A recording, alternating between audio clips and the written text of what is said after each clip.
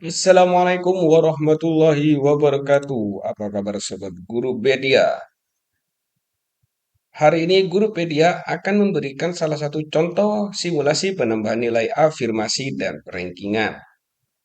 Hal ini dikarenakan banyaknya komen dari beberapa video di Guru Pedia yang menanyakan bagaimana nilai afirmasi jika A, jika B, dan jika sebagainya.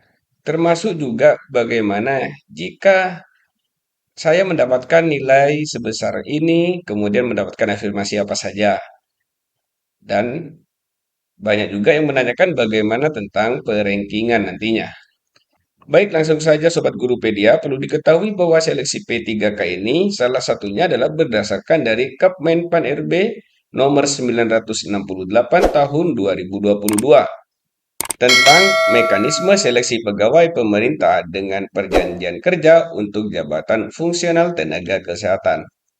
Untuk kebijakan afirmasi dijelaskan di poin ke-14, 15, dan 16. Untuk poin ke-14 adalah nilai ambang batas, yaitu passing grade, dan untuk yang ke-15 adalah afirmasinya. Pelamar yang menyandang disabilitas, diverifikasi dan jenis kedisabilitasannya akan mendapatkan 10% atau 45 poin. Ini langsung dengan poinnya. Jadi 10% ini berdasarkan dari poin maksimal yaitu 450. Bukan poin yang diperoleh pada saat seleksi. Begitu juga dengan pelamar yang melamar di fasilitas pelayanan kesehatan dengan kriteria terpencil dan sangat terpencil. Ini akan mendapatkan afirmasi 35% atau sebesar 158.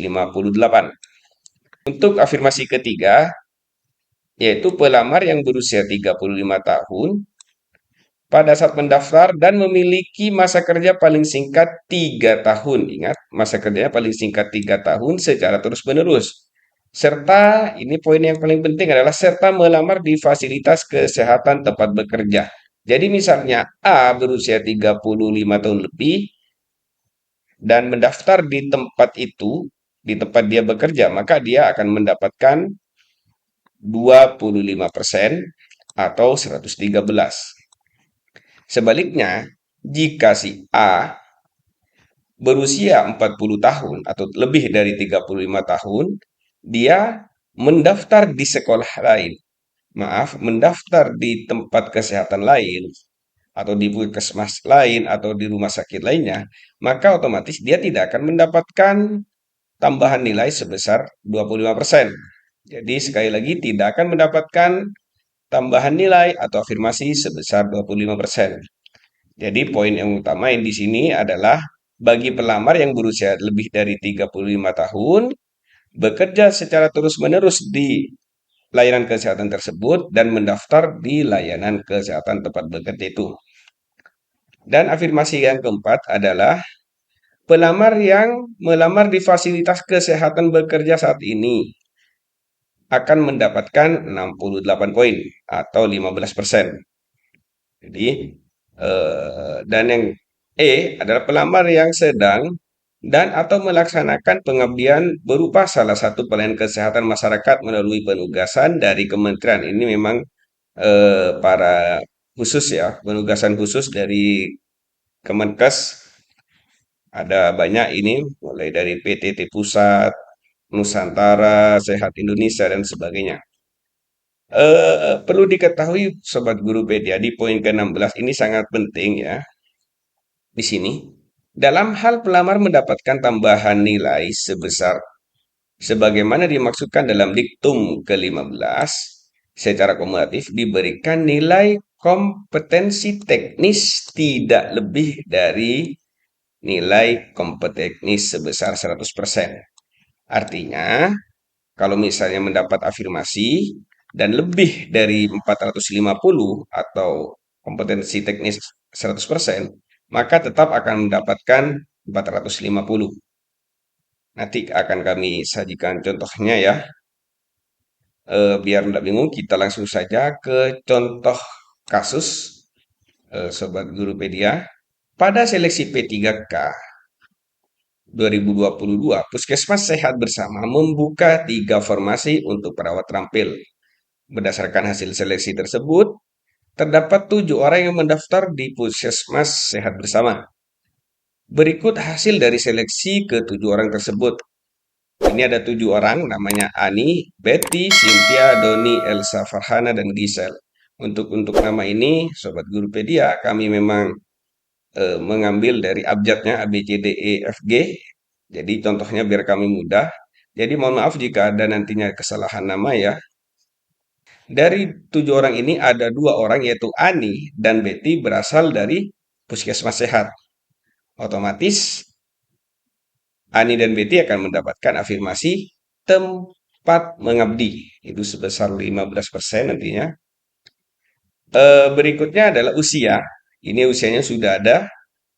Ani 37 tahun, Betty 42 tahun, Cynthia 29 tahun, Doni 27 tahun, Elsa 31 tahun, Farhana 34 tahun, dan Gisel 33 tahun. Dan ini adalah hasil teknisnya. Teknis ini nantinya yang akan mendapatkan afirmasi ya. Jadi kami tandai juga. Akhirnya diketahui bahwa Ani itu total mendapatkan 495, Betty 455, Cynthia 371, Doni 390, Elsa 521, Farhana 343, dan Gisel adalah 344. Nilai-nilai ini belum ditambah afirmasi. Bagaimana proses penambahan afirmasinya? Kita langsung saja ya. Ani karena mendapatkan usia dan tempat mengajar, maka Ani akan mendapatkan nilai 113 ditambah 68, yaitu sebesar 491 poin. Karena nilai yang diperoleh oleh Ani ini setelah ditambah afirmasi lebih dari 100%, yaitu 450, maka Ani akan mendapatkan nilai 450, bukan 491. Itu yang Ani. Betty juga akan mendapatkan afirmasi tempat dia bekerja sebesar 25%, usia karena lebih dari 35 tahun, hasilnya adalah 455 ditambah 113 dan 68, yaitu nilai teknis baru dari Betty adalah 431.